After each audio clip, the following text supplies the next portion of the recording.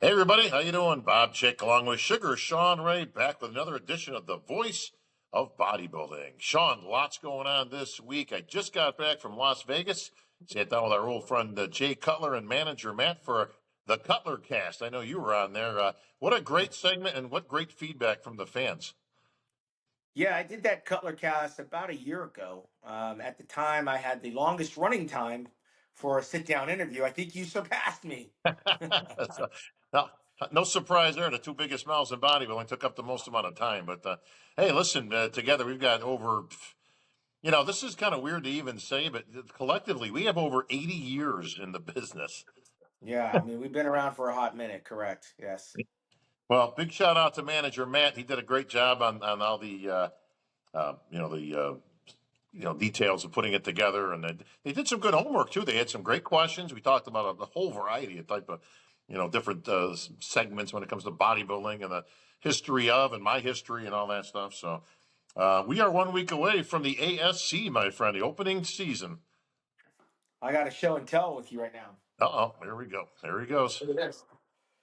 What do we got? Arnold Trophy? I don't know if it shows up. Is it showing up? No, back it up. Yeah, there you go. If you back it up. How about that? I see. Bring it closer It's to you.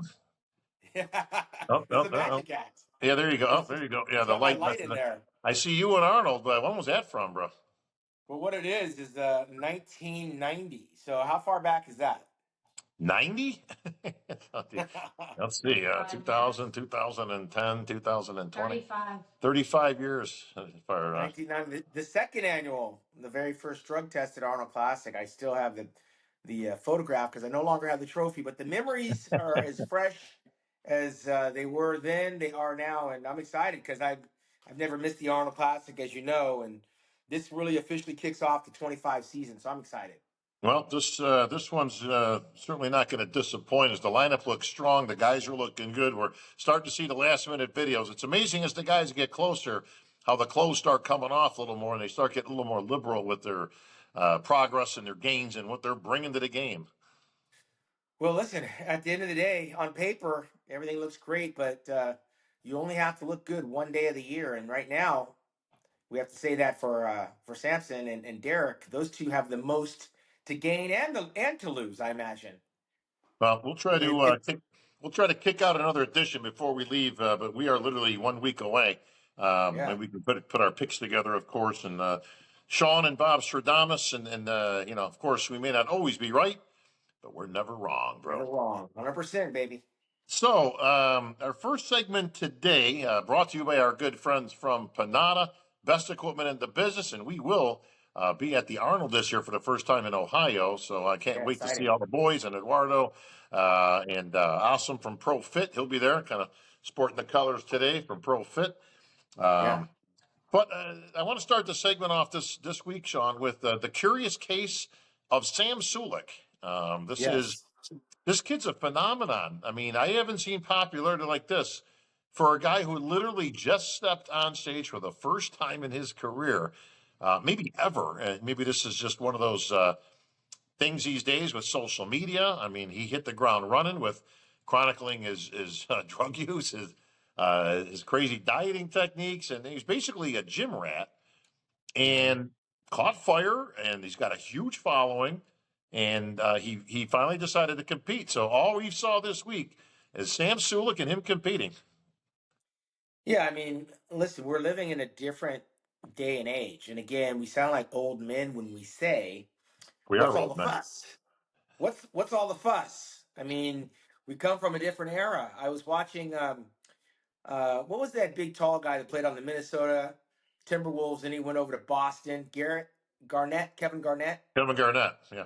Yeah, for those that don't know, Kevin Garnett signed like $130 million contract when those numbers were just simply Right. unheard of at the time. But anyway, he was talking about 20 years ago, the guys playing in the NBA would get the snot kicked out of them back if they played back then Yeah. with Yeah. Barkley, with Oakley, Sure. with Dennis Rodman and the like. And so we are now in an age where people are they're in need of a hero. And the heroes that we think about are the guys that literally came from nothing, like Tom Platz, for example. He didn't have the best physique, but we know what it took for him to build those legs. Franco Columbu Yeah. wasn't the biggest guy, but we could appreciate how strong he was and how much of an influence he was on Arnold Schwarzenegger, which is why Arnold kept him around. The Lion of Lebanon, I mean, he came from nothing out there in the middle of the desert to become Mr. Olympia by way of Detroit, Michigan, and through World's Gym and Gold's Gym out in Venice. I mean, we worship guys like that. Sergio Oliva from Cuba, those were our heroes when we were coming in the game. And as we elevated through the game, the guys coming up behind us, because of the depth of field, when we're talking Flex, myself and Ronnie and Jay and Kevin Levroni, the guys coming up behind us, they revealed us because their only source of motivation and inspiration were mostly through the magazines, a little bit through television, but what they saw us accomplish on the stage. And now everybody with a cell phone can find someone that they can identify with and relate to, and they're not superhuman. They're not unworldly. They mostly look like themselves. They're looking for somebody that almost represents them. Like we looked at superheroes. Remember the guy Yeah. kicking Sure. the sand, the muscle man on the beach kicking the sand, and the skinny guy, and then the skinny guy goes in the gym. Well, that skinny guy wanted to be like the muscle man. Now we're finding that you can be a superhero without having a track record of doing anything. Well, And social media helps create these superheroes. so every name you just mentioned from my history and stuff basically set out to be Mr. Olympia. All those great top names that you just mentioned, and it's a history of competitors. I don't know if Sam really falls into that category. I think he finds himself in there as kind of as a victim of circumstance, where he was literally just a young kid gym rat, and looking like hillbilly Jim with the hair and the hat and the whole thing. Didn't know nothing about nothing. Kind of put it all out there online as people do, and it just kind of caught fire. And for the record, well, listen, we're not crapping all over Sam Sulek by any stretch. It actually reminds me of one of your favorite quotes, which is "Don't hate the player, hate the game." Yeah. Sam, I got to give credit to the kid chronicles all this stuff, right? Every drop of juice that he put into himself, eating all kinds of crazy foods, and his training techniques, whether they were good or bad, or lifting up insane kind of weight, and dealing with his skin. That was a problem with acne, and he put it all out there. But I got to give him credit where it's due. He actually decided to diet down and put it on stage, and he did it, and that's to be applauded. Well, there's a lot of guys before Sam came along that were headed in that direction, most notably Boston Lloyd. Prior to that, Greg Valentino. I mean, when you say the curious case of, there's a lot of curious people out there. Rich Piana. Yeah, They had a different following for different reasons, but for whatever reason, in today's economy, there's more people leaning towards Sam Sulek because of whether probably it's his age, because there's a lot of kids in that age sure, bracket sure. that want to do what he's doing, but maybe don't know how, so they're watching and maybe even mimicking him. And he's kind of forced into this limelight that he wasn't asking for, and he's dealing with it pretty good. The bottom line is the guy said he wanted to compete, and he went through the competition, and he showed everybody what it's like. So anybody out there lifting weights, you mentioned the word hillbilly, anybody out in Timbuktu probably feels that they can follow that same journey, and that's inspirational on a lot of different levels. Whereas when we were coming up, we didn't know that roadmap. I didn't remember Tom Platz having a platform to speak directly to me. They were mythical people. I couldn't reach Right. them.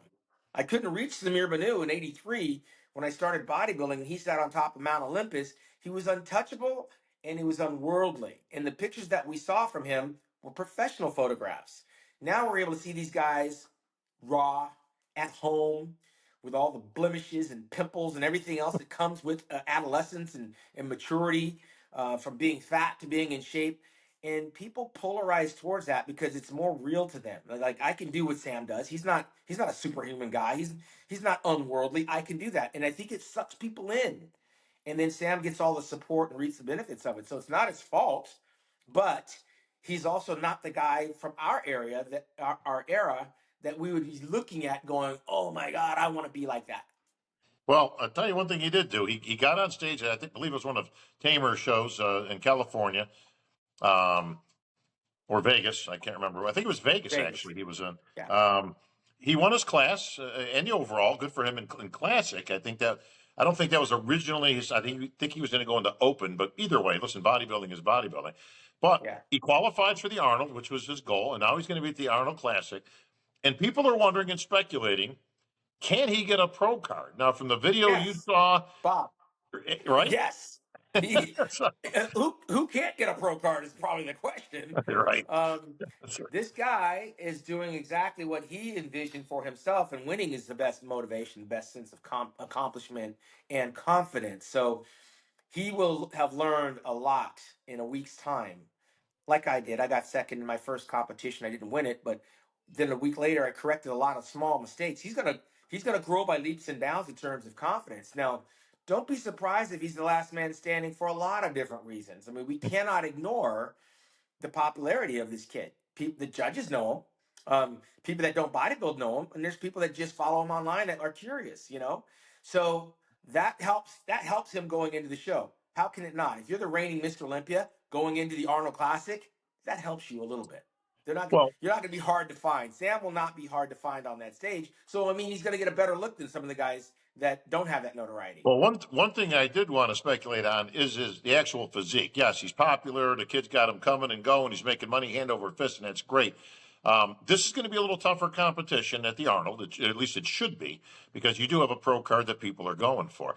Let's just zoom forward ahead and say that he goes there, and let's just say he does get a pro card. Again, very valuable in this day and age that you can actually get a pro card at that level. And that's just, again, don't hate the player, hate the game. That's just the rules right now. He plays along with him like everybody else. But let's speculate, Sean, that he does get a pro card. Does the gravy train end at that point? Like, what can that physique do on a pro stage at that point? He's very young and he's very raw when it comes to his actual physique development. Well, you know as well as I do, there are a million pro shows. Yeah. And there's certainly something out there with his name on it because there's so many shows. And I can tell you right now, there's guys out there that have pro cards that don't look as good as Sam. So that's all you have to know. Well, that'll be interesting because it's, I mean, listen, we're going to say the quiet part out loud. I mean, does he have a physique that can compete on a pro stage? Not really. Again, not at this point, maybe in his career. He does need a lot of help, and again, I want to put this out there. I did see some follow-up video from Sam, and he's not delusional under any stretch. He is under the impression that, listen, I need help with my posing. I know I need, to improve my physique a little bit. So he's very real when it comes to that stuff. But I wonder if, we speculated that it could be a little too much too soon when it comes to some of these people, men and women, who get a pro card very quickly and then they find themselves at a dead end because they need another 2, 3, 4 years of refinement. Well, it's a different time, Bob. And I could tell you, Jay Cutler won his pro card at a very young age and took a year off. Phil Heath won his pro card, winning the USA, took a little bit of time off. He doesn't have to do anything if he wins his pro card except wait. But remember, this guy's what, 23 years old? If that, yeah. I was already in the Mr. Olympia by that time. Shane DeMore, our good friend Shane Yeah. DeMore from the Team Nationals, he was competing in the Detroit Pro competition at 20 years old. It's not too much too soon. The bar was so much higher back then. So he's not going to be thrown to the wolves if he wins a pro card here and he goes into his first pro show at 23 years old and it's not bodybuilding, it's classic physique. Um, I've seen other guys on the pro stage in bodybuilding that Sam could get a run for her money. So let's be realistic. Jocelyn Paultier competed in the Night of Champions. We watched it happen. Right. Yeah. There's enough places that this guy can go and compete if he wins his pro card.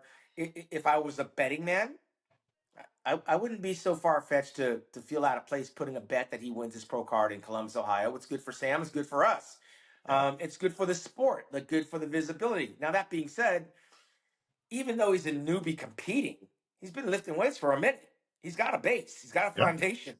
He's not a slouch, and he's been doing the supplements, so to speak, for a hot minute. So he's not just some random guy. He's another guy that just happens to have a spotlight and a platform that's much bigger than the guy from Podunk, One Horse Town, Texas.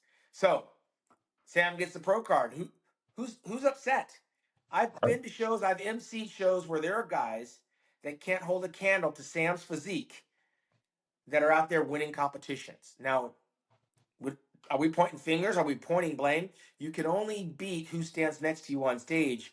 And I can tell you, 2 years ago, I was at the Nationals, and you were there in Florida, where there was this super heavyweight black guy that looked like he just came from the smorgasbord that I Oh just yeah, left before I went to the finals. yeah, I remember And I him. thought, what show on God's green earth did this guy qualify to compete in the American NPC National Championships where I earned my stripes?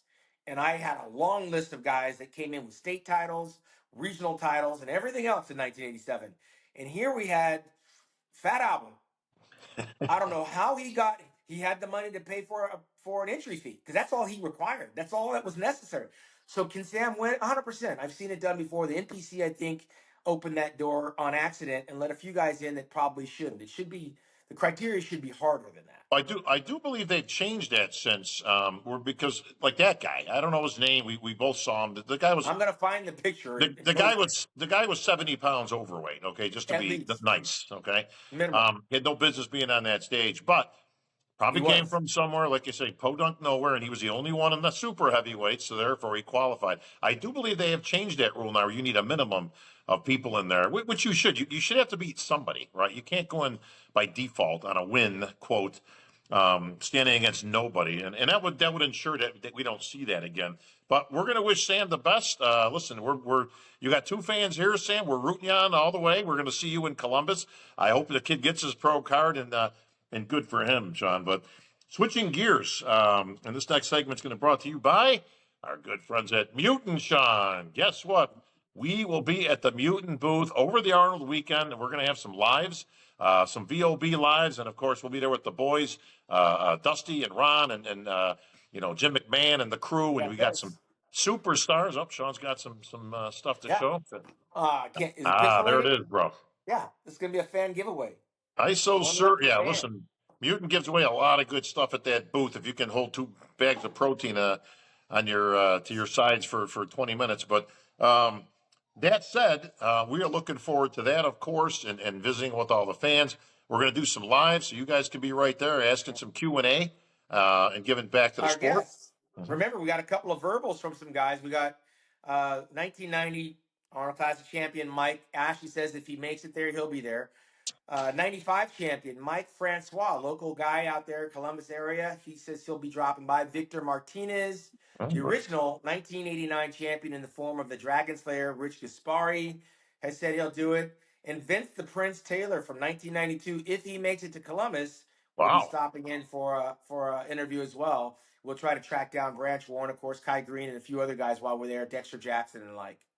Speaking of Kai, I'm going to get into him in just a second because he's actually part of our third segment today. But I want to focus on Brandon Curry for just a minute. I did an Olympia Live with our good friend Tarek Elgindi the other day, and we had Brandon on there, and basically talking about where he's at. Everybody knows he's in the Olympia. He's probably in that conversation of the top 3 or 4 guys that's going to be there competing for the title. I got to wonder if this is his last year. He didn't say as much. I tried to ask him, but he was a little vague with it. Look, I'm just, while I'm still in shape and I'm still enjoying it and all that stuff. But he's got 16 years in the biz, 42 years old. He's got 4 kids.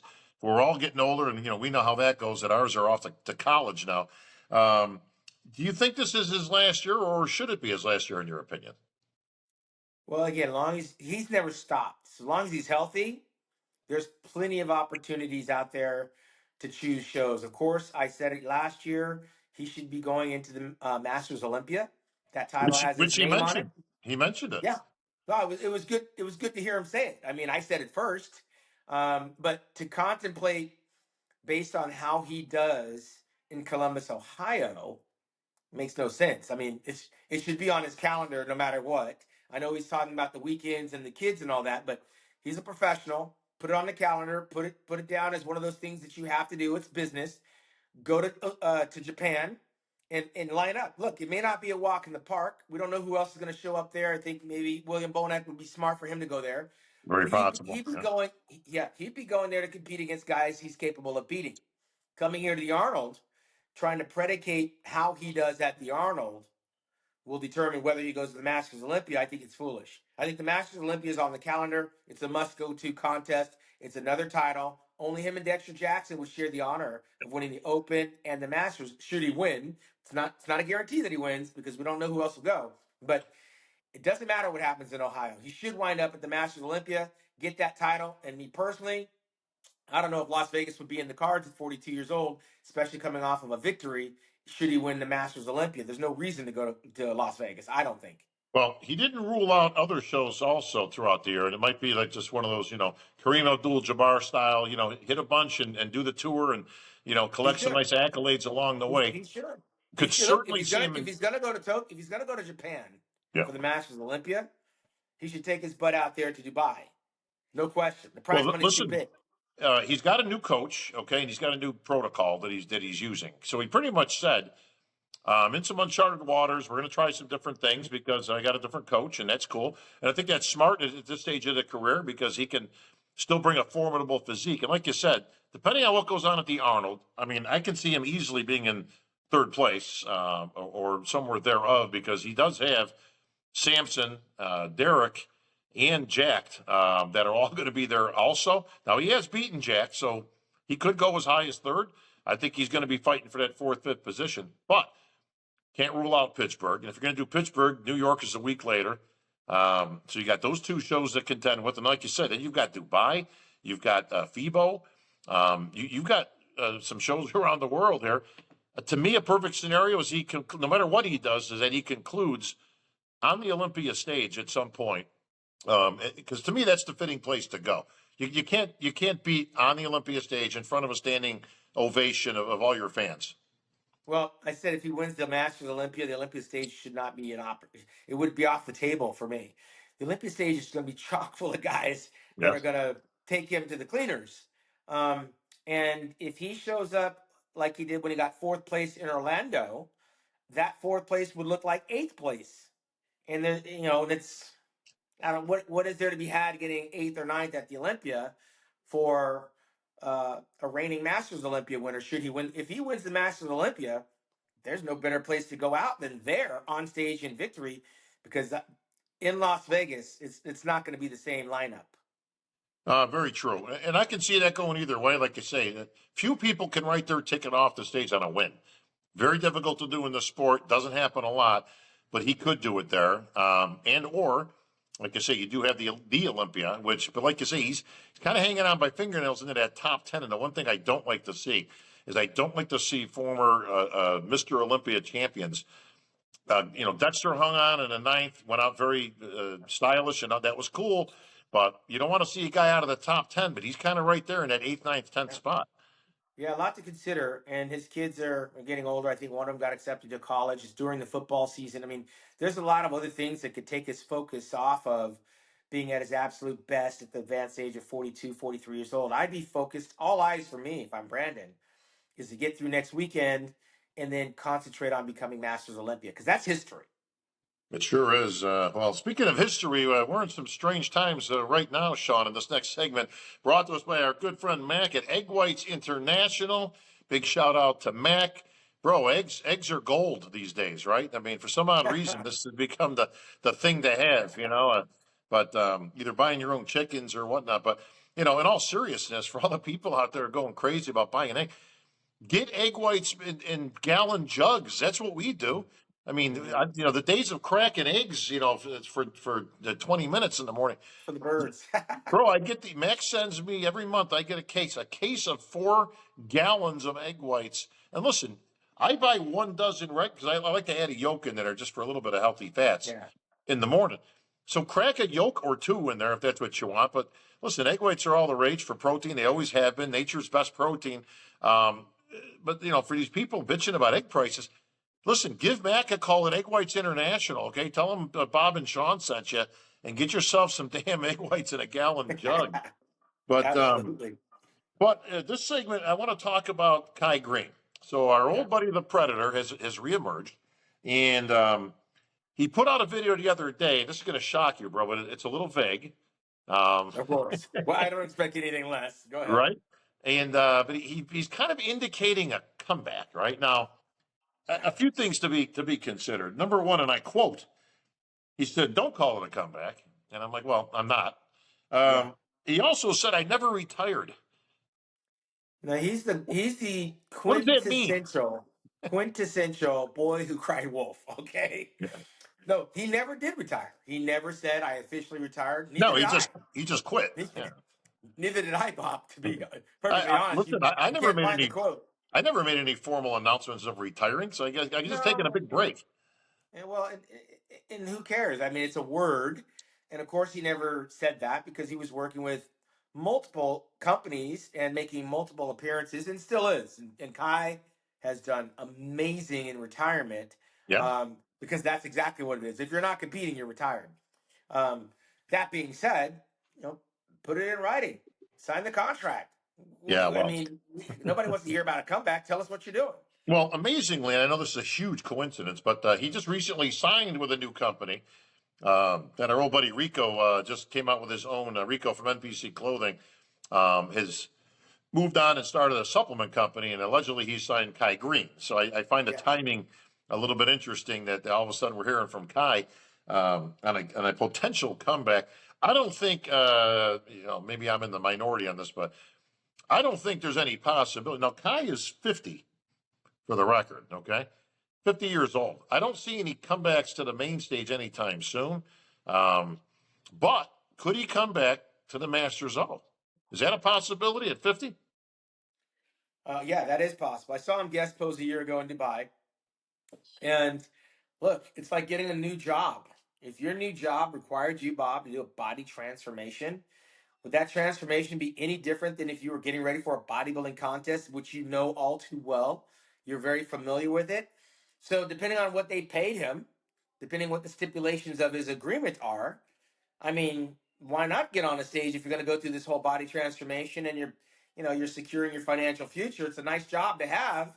If the right company comes along and offers you the right amount of money, who are you competing against but yourself? And if he winds up on stage at the Masters Olympia, he's 8 years older than Brandon Curry and probably going to be up there. I mean, Hidetada Yamagishi had to be damn near 50 last 2 years ago when he won. So Kai never stopped training. Let's get that straight. He might have stopped competing, but the guy's big as a house. I was there last year when he was guest posing on stage.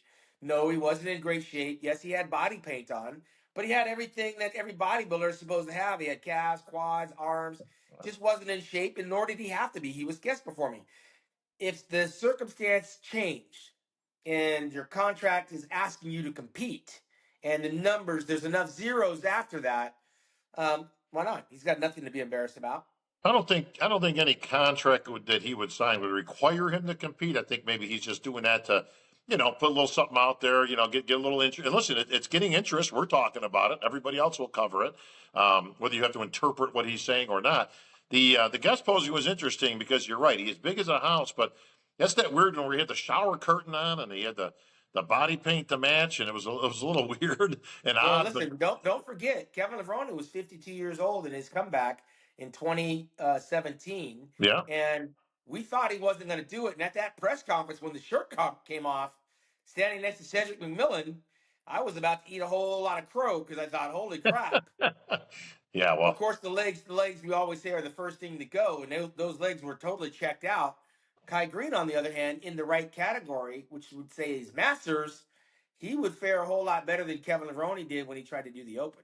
I don't think I don't see him again. Masters listen. It's a definite possibility, right? Even at 50, like you said, Kai has never stopped training. He's still an animal when it comes to muscle, and even if he has exhibits some of those Masters characteristics, the waist is a little bigger, maybe the legs are down a little bit.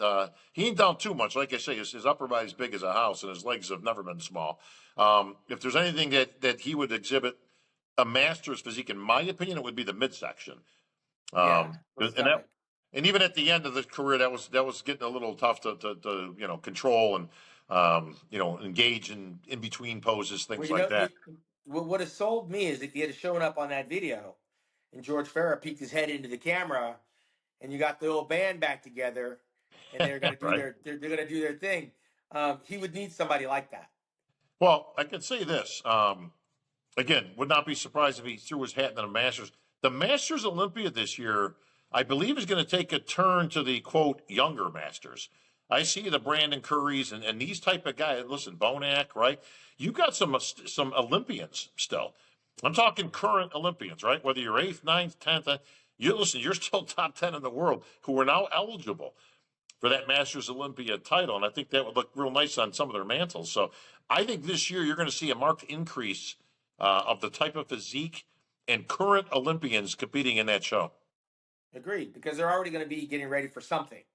The timing of that show Right. being in late August, it's right. It's positioned in a good spot because if you're going to do the Olympia, you're training already. Yeah, I mean, listen, why not, right? I mean, an Olympia title is an Olympia title. I don't care whether it has Masters in front of it or not. That's a nice way to go out, like you commented, with whether it's Brandon. I think Bonac has indicated that this might be, or it probably is his last year. He just wanted to kind of go out on his terms and with a bunch of shows in mind. So that would be a nice fitting ending to anybody. Like I say, to go out on top is very difficult to do in this game. Yeah, and you got to remember, 42 is not the 42 we used to know. Remember, Chris Dickerson was like 42. Yeah. Sean Roden, I think, was 43. I think Ronnie Coleman was in his 40s. And Yeah, buddy. the early 40s is young compared to what it used to be. Well, especially and you just you hit on the key phrase earlier. Especially if you haven't stopped. If you stop for 10 years and you're trying to get back in or more, it's difficult. Your body just doesn't seem to respond. I don't think anybody wants to really be going on the gas at that point in their life. I mean, probably not the best in terms of, your physique or your general health. But if you've been hitting the iron consistently, like Kai has, like any of these guys have, I think it's a different context that you never really lost it. Yeah, you may not look like you did in your 30s, but you're still going to look respectable. Well, I mean, there's been a lot of notable returns to the stage. Gary Stridham, when I had my show in Colorado in 2007, I think he finished in ninth place or something, but he looked respectable by himself. Linda Murray took some years off, and she came back to do the Ms. Olympia. I think it was Muhammad McAway was in like the 91 Ironman just out of nowhere. Yeah. I mean, some people just have unfinished business, and I'm not going to rain on anybody's parade. I'm welcoming everybody to show up at the Masters. I mean, if we didn't have the Masters back in '94 when Robbie Robinson came out with Lou Ferrigno, we would have never heard of really the stellar career that Vince Taylor had. He won 5 of those Masters Olympias, and Claude Gruel and Sonny Schmidt, Yeah. Don Youngblood. I mean, that's impressive. And even Hidetani Yamagishi, after his whole thing was over, he won the Arnold Classic in the 212, one of Japan's very first guys to ever make it to the Olympia, ultimately becomes a promoter, moves out to California, moves out to Las Vegas, opens up a gym, boom, winds up in Romania of all places to win the Masters Olympia. I mean, what a great story ending for him. And I believe he has something to do with the promotion of that show now, doesn't he? Oh, I think he's going to be competing in it again, if I'm not Well, mistaken. defend the title. Yeah, I mean it's crazy. So the Masters has given birth to some guys whose dreams would have never been fulfilled, and I just think it'd be fitting if Brandon Curry winds up there. Him and Bonuck in a head-to-head, I got to lean towards Brandon. I think he's got a better physique, but they both are going to have conditioning issues. I know Williams got some issues with his stomach. So some of those questions will be answered in March or next week, I should say, as a prelude to coming up this August. Well, speaking of age and getting old, I went out to Vegas and visited our good friend George from American Male Wellness. Got some blood work done, so next week I will have results from that. And I say that because we are walking the walk when it comes to this. At nearing 60 now that we are, you got to have health first and foremost. Yes, we train. Yes, we still like to look the part and all that. But you got to look at your health first at this age. Both of us are doing cardio in the morning now and all that good stuff. So I'm going to have actual real-time information on my blood work and where it kind of goes from there. The joints ain't what they used to be. I don't know if you got any joint problems, bro. My knees aren't the best these days, but I can feel some creaking going on. Well, we want to see the results of the blood test, make sure you're not pregnant, and kind of share Probably not. what that looks like. Yeah. Tell us what the doctor says so we can kind of explore what that looks like. All right, they took the blood. What did the doctor say? Like, what's next? Yeah, well, I got blood. I did the full thing. I got full panel, and I did the heart scan that they do. As per our buddy Richie Gasperi, told me to get this done some months Well, back. yeah, But I remember Rich was almost looking at a Widowmaker. Remember? yeah, you know what? And he turned me on to that. And he says, "Look, don't waste time. Get out there, get this done." And I did. As per Rich. Actually, he turned me on to this guy, George Mariano. So I'll have the results of that, and I don't think there's anything crazy going on, but I want to chronicle that because I do want to get some work done for the knees. There's some things out there he said we could possibly do that would help the joints out, especially my knees. So it's kind of bizarre, and I'll have all the detail on this stuff. I'm not a tech guy, as you know, but they got this new stuff now. They inject basically into your knee, kind of, where the good old stuff used to be, and it's like a gummy bear. It's kind of a spongy type substance that's kind of mixed with stem cells, and it's supposed to kind of take the place of the cartilage that you're missing these days. So again, I'll have some more detail on that, but turning back the hands of time, bro. Like, share. Yeah, I mean, we are in the wellness space. I believe we got some sponsors at the Arnold and the Olympia now that represent the wellness space. And a good buddy, Troy Zucolato, he's been in Ah, that space before everybody got wind of it back in the '90s. But yeah, knock on wood, I don't have any joint or knee issues. But our buddy Dave Lieberman, and of course Linda Murray and yeah. Randy Heim back over here. A lot of guys have hip, knees, and joint issues, so you got to address that stuff. Yeah, it's a good thing you never really train that heavy. Yeah. I mean, hey, people used to laugh at me, but who's laughing now? Who's laughing now? All right, so that's going to wrap it up for another great edition of the Voice of Bodybuilding. We will be back next week with our picks prior to the Arnold, and we will put our Yes. Stradamus hats on and see who's going to win the 2025 ASC. For Sugar Sean, I'm Bob Chick. We're out.